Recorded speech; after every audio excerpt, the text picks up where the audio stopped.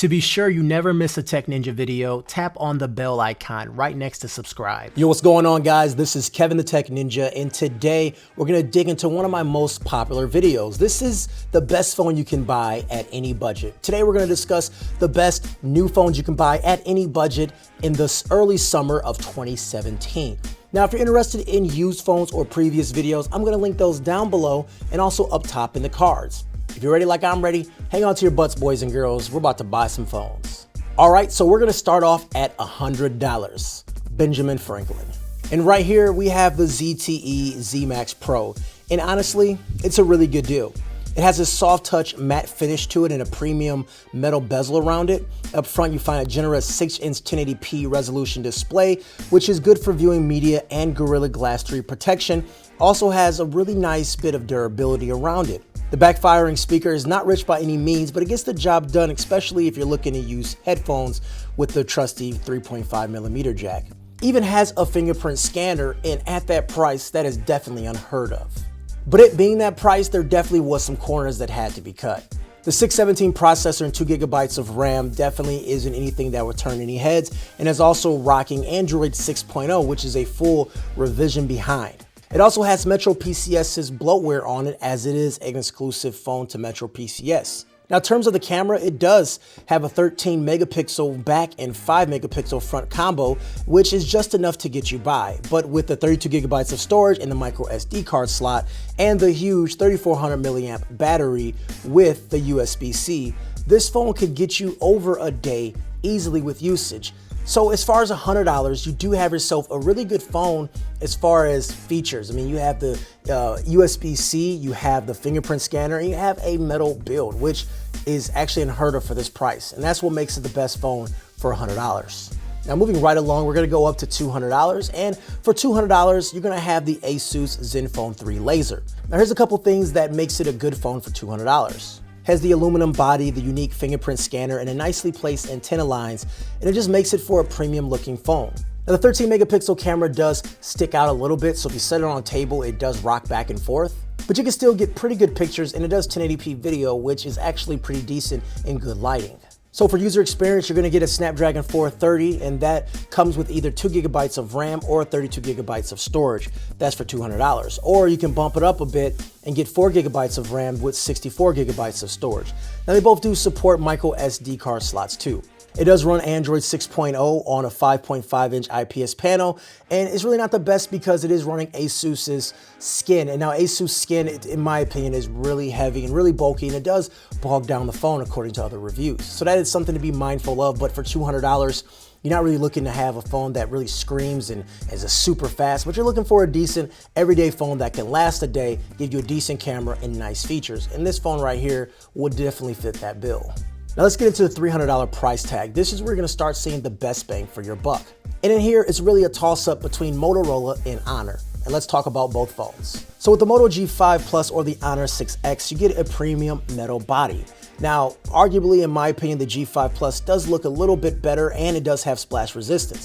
The 5.2-inch panel on the G5 Plus is a little smaller than the 5.5-inch on the Honor 6X, but they both do come at 1080p resolution, and the G5 Plus is protected by Gorilla Glass 3. Internals aren't really too much different either.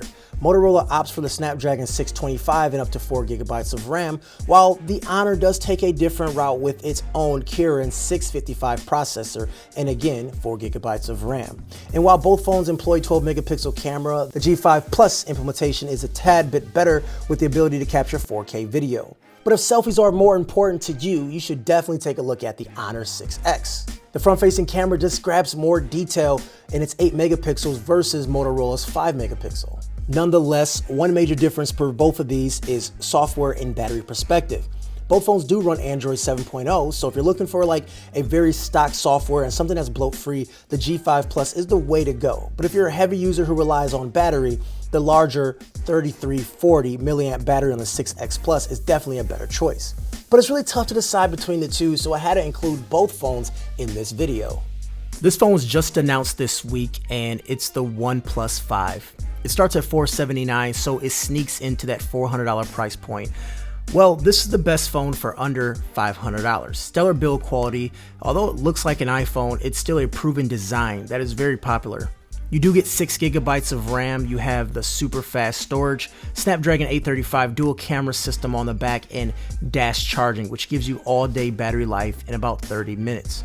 I haven't reviewed it yet, but OnePlus does make great phones, and I'm confident to say that for under $500, the OnePlus 5 is the best phone you can get. So let's say you're into the cream of the crop, you got a limited budget, you got money to blow. What type of phones you're gonna get? But before we talk about these devices, in this price range, you're gonna start to get premium builds. But with premium builds, you end up with the glass backs, which looks amazing, but at the same time, one drop, they're cracked. So what I always do, number one, I get a D-brand skin. With D-brand, it just looks cool and it gives you that added grip. The Dragon skin looks amazing. I put it on everything and it does serve a purpose. It gives you that extra grip so you don't drop your device. But also consider a warranty. You may have a warranty with your provider already, but they're ripping you off. You could be paying around $10 a month and then $200 deductible. Upsy flips the whole system upside down for $79.99 up front and then a $75 deductible.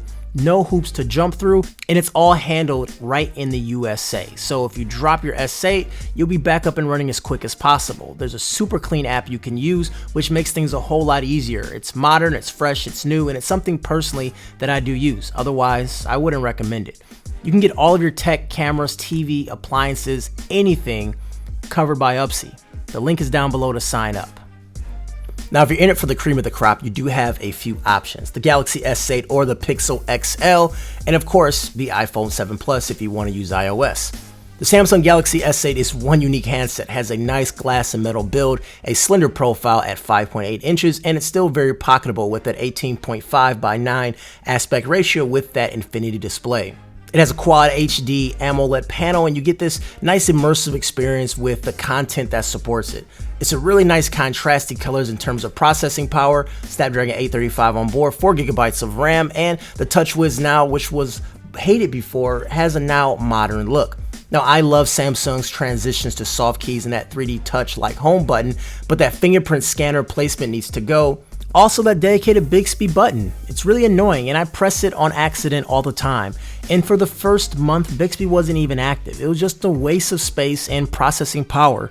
And I still feel like that 2 months later. Samsung is the creme de la creme when it comes to Android and as far as premium device, and there's tons of features, gobs of features, and just the solid Android phone. It's like Android's iPhone, if you will. So the Samsung Galaxy S8 is definitely in the conversation.